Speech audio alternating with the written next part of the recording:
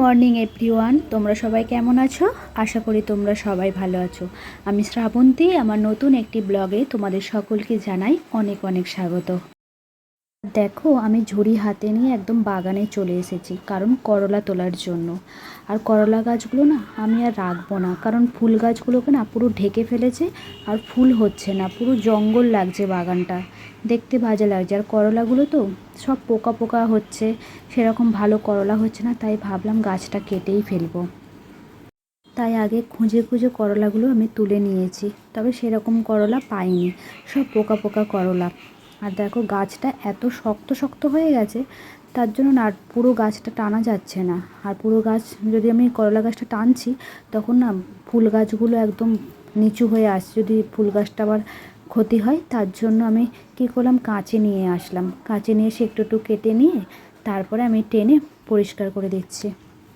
আর আমি শুনেছি রথের সময় নাকি গাছ লাগালে ভালো। আমারও খুব ইচ্ছে আছে রথের সময় কিছু ফুলের গাছ আমি আনবো, লাগাবো, দেখা যাক ইচ্ছেটা পূরণ হয় কি না। আর বন্ধুরা, তোমরা আমার ভিডিও কে কোথা থেকে দেখছো একটু কমেন্ট করে জানিও। আর তোমরা রথের সময় গাছ লাগাচ্ছ কি না সেটাও কিন্তু কমেন্ট করে জানিও, তাহলে আমি ভীষণ খুশি হব। আর জানো তো, আমি না গাছ আর বাচ্চা এই দুটো জিনিস খুব ভালোবাসি। বাচ্চাদের সাথে আমি সারা দিন কাটিয়ে দেব, কোনো বোরিং ফিল লাগে না আমার। আমি এত ভালোবাসি বাচ্চাদের সাথে থাকতে। আর গাছের পরিচর্যা করতে তো আমার খুবই ভালো লাগে। আর দেখো বাগানটা আমার একদম পরিষ্কার হয়ে গেছে। আর ফুল গাছগুলোই বেশ রোদ্দুর লাগছে, আশা করি এবারে ফুল হয়তো নিশ্চয়ই ভালো হবে, কারণ ফুল গাছগুলো একদম নিঃশ্বাস নিতে পারছিল না করলা গাছের জন্য। আর দেখো এই করলাগুলো পেয়েছি, আরও ছোট ছোট ছিল, ফেলে দিয়েছি, বেকার পোকা হয়ে যাচ্ছে। আর দেখো বাগান পরিষ্কার করতে গিয়ে পুরো ঘেমে গেছি, একবার করে রোদ্দুর বেরোচ্ছে আর একবার করে মেঘ।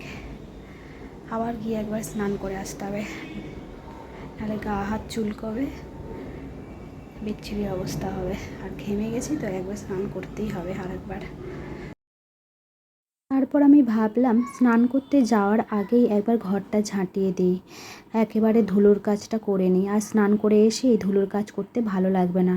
আসলে আমি বিকেলের ঝাঁটটা না এই 12:30টার সময় দিয়ে দিই, বিকেলবেলা আর দিই না। একবারে কাজ গুছিয়ে আমি ঘুমাতে ভালোবাসি। ওই কাজ ফেলে দিয়ে ঘুমালে না তখন মনের মধ্যে টেনশন থাকে, এই কাজটা আমাকে করতে হবে, আর ঘুমটা ঠিক সেভাবে আমার হয় না। জন্য আমি জামা কাপড়ও মানে রেখে দিয়ে ঘুমাই না। জামা কাপড় মেলা থাকবে আর আমি ঘুমিয়ে পড়বো, এই কাজটা আমি করি না। জামা কাপড় তুলে সমস্ত কাজ গুছিয়ে তারপরেই আমি কিন্তু দুপুরবেলা ঘুমাই। আর এখন তো আমি দুপুরে এডিটের কাজ করি, তার জন্য আর ওই কাজগুলো আমি সেরেই রাখি। আর আমি কাজ না সেরেই বসতে ভালোবাসি, কাজ ফেলে আমি বসে থাকতে পারি না। কাজ যদি আমার থাকে আগে কাজটা করে নেব, তারপরে আমি বসবো। আর আমার মনে হয় প্রত্যেকটা গৃহবধূ এটাই করে। আর এদিকে দেখো আমার পুরো ঘরটা কিন্তু ঝাঁট দেওয়া কমপ্লিট হয়ে গেছে। আর এদিকে আমি কিন্তু চৌকাঠটাও ঝাঁট দিতে চলে এসেছি, কারণ সকালবেলায় কিন্তু আমি চৌকাঠ ঝাঁট দিই। আর এই সময়টা আমি ঝাঁট দিই না, কারণ সকালবেলা যখন আমি 4:30টায় উঠি তখন দেখি ঝিরিঝিরি বৃষ্টি হচ্ছে, তার জন্য জল দিয়ে দিয়েছিলাম চৌকাঠের মধ্যে, আর ঝাঁট দিতে পারিনি। এখন দেখলাম কত ময়লা পড়েছে চৌকাঠের মধ্যে, তাই ভাবলাম এখন ঝাঁটটা দিয়ে দিই। কারণ যেহেতু রোদ্দুর বেরিয়েছে আর চৌকাঠটা শুকনো আছে, তাই ভাবলাম ঝাঁট দিতে সুবিধা হবে, এই সময়টাই ঝাঁট দিয়ে দিই। সকালে তো আমার ঝাঁট দেওয়া হয়নি, তাই এই সময়টাই আমি ঝাঁট দিয়ে দিচ্ছি। আর আজকে আমি কি রান্না করেছি দেখো, বেশি কিছু রান্না করিনি আজকে। করেছি চিকেন, একদম লাল লাল, দাঁড়াও খুন্তিটা সরিয়ে নিই। চিকেন করেছি, আর এদিকে করেছি কাঁকরোল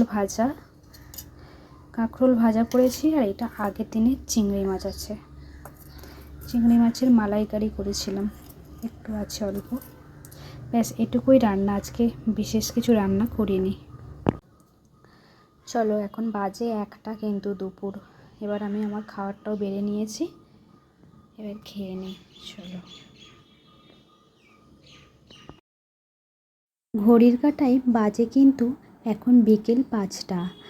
আর দুপুরবেলা কিন্তু আমি ঘুমাইনি, আসলে ঘুমানোর চেষ্টা করেছি কিন্তু ঘুম হয়নি, তাই ভাবলাম আর শুয়ে থাকবো না। আর এদিকে দেখো আমি নিজে একটু ফ্রেশ হয়ে চুল আঁচড়ে সিঁদুর পরে নিয়েছি। ভাবলাম ঘুম যখন হয় না তখন উঠে এই কাজগুলোই করি। তারপরে দেখো সন্ধে দেবো বলে ফ্রেশ হয়ে গেছিলাম, তারপরে ভাবলাম অনেকটা টাইম আছে এখনও, তো নেল কেয়ার করি। অনেক দিন তো করা হয় না। আর আগে যে কত নেল কেয়ার করতাম, দুদিন ছাড়া নেল পালিশ এই পরতাম, দুদিন পর আবার তুলে আবার একটা নেল পালিশ পরতাম। যেই ড্রেস কিনতাম সেই ড্রেসের কালারে কালারে নেল পালিশ মানে কিনতাম, পরতাম। আর তখন নখগুলোও বেশ বড় বড় ছিল, দেখতে বেশ ভালোও লাগতো। আর এখন আর সেই ইচ্ছেগুলো আর হয় না, সময় সুযোগ থাকলেও সেই ইচ্ছে আর হয় না। আসলে সময়ের সাথে সাথে সব ইচ্ছেগুলো যেন পরিবর্তন হয়ে যায় আর কি। তবে কি জানো তো, একটা অভিজ্ঞতা আমার হয়েছে, যখন যেটা ইচ্ছে হবে তখন সেটা করে নেওয়াই ভালো। পরে কিন্তু সেই ইচ্ছেটা আর থাকে না, সময় থাকে, সুযোগ থাকে, কিন্তু আর ইচ্ছে করে না। আর জানো তো, তোমাদের একটা গল্প বলি, শোনো তাহলে। বিয়ের আগে যখন মা আমাকে মশলা বাটার কথা বলতো, তখন আমার কি বিরক্তি লাগতো। কারণ কেন জানো, নখ ভেঙে যাবে, নখ ভেঙে যাওয়ার ভয়ে মশলার কাজটা আমি একদম করতে রাজি হতাম না। আর মা না কি বকাটাই না দিত, আমার একদম ভালো লাগতো না মশলা বাটতে। আর যেদিন থেকে মিক্সি হয়েছে সেদিন থেকে আমার ভীষণ উপকার হয়েছে। দেখো আমি দুপুরবেলা ঘুমালাম না আর এখন আমার ঘুম পাচ্ছে, কিন্তু এখন তো আমার কতগুলো কাজ আছে এখনও। সন্ধে পুজো তো দেবই, তার মধ্যে এখনও কাজ আছে। কি বলবো বলো, জামা কাপড়গুলো গুছাতে হবে, যেগুলো শুকিয়েছে, যেগুলো পরে আবার স্নান করেছি সেগুলো আবার মেলতে হবে, কত কাজ বলো তো। আর এখন ঘুমালে হবে বলো? আর তেমন মাথার যন্ত্রণাও করছে আমার ভীষণ। এখন বাজে কিন্তু সন্ধ্যা 7টা, আর আমি চলে এসেছি চালের ব্যাগ নিয়ে। ওইদিকে কিন্তু সন্ধ্যা পুজো আমার হয়ে গেছে, আর এদিকে এই চাল ঢালাটা আমার বাকি ছিল, তখন আর ঢালিনি, কারণ তখন আমার অনেক কাজ ছিল দুপুরবেলাটা। তার জন্য ভাবলাম সন্ধ্যাবেলাটা তো সেরকম কোনো কাজ নেই, তো এই কাজটা আমি এখনই করব। আর এদিকে আমার মুখটা দেখতে পাচ্ছ, চালের ব্যাগ খুলতে গিয়ে আমার মুখটা ভেঁচকে গেছে, মানে নাজেহাল অবস্থা। এক এক সময় কি সুন্দর ব্যাগটা না খুলে যায়, সুতোটা টানলেই খুলে যায়, আর এক এক সময় না খোলে না, তখন কি যে রাগটা ধরে। আর এদিকে রান্নাঘরে বসে খুলছি তো এত গরম, আর রান্নাঘরটা না আমাদের ভীষণ গরম।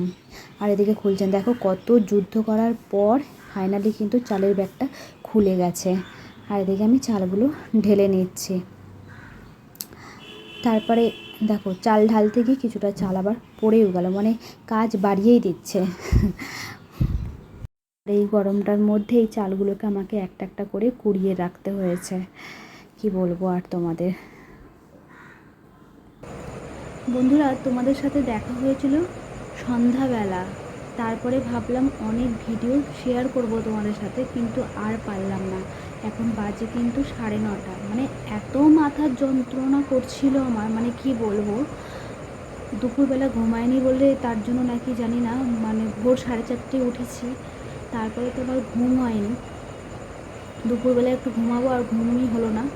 ব্যাস আমার সেই সন্ধ্যার পর থেকে যে মাথা যন্ত্রণাটা শুরু হয়েছে, ভেবেছিলাম হয়তো চা খেলে আমার ঠিক হয়ে যাবে, কিন্তু চা খেয়েও আমার ঠিক হলো না। মানে কী পরিমাণে আমার মাথাটা যন্ত্রণা হচ্ছে। এই 9:30 বাজে, এরপর খাবো আর শুয়ে পড়বো। ভিডিওটা তার জন্য আমি আর করতে পারলাম না। তাহলে বন্ধুরা আজ এখানেই থাক। আমার ভিডিওটি যদি তোমাদের ভালো লেগে থাকে তাহলে please like, comment, share and subscribe করে দিও।